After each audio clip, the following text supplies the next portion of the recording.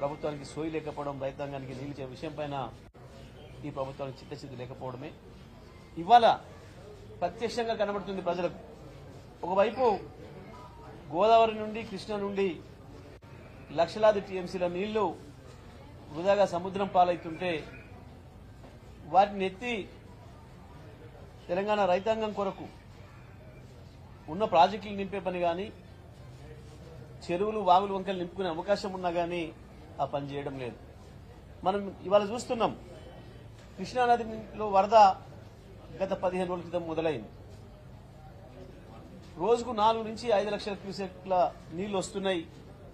శ్రీశైలం 3 రోజులు నిండబోతుంది, 2 రోజుల్లో నిండబోతుంది, ఇంకో రోజులు నిండబోతుంది అని చెప్పి సమాచారం ఉంది మనకు. నాగార్జున సాగర్ కూడా నీళ్లు వస్తాయనే సమాచారం ఉంది.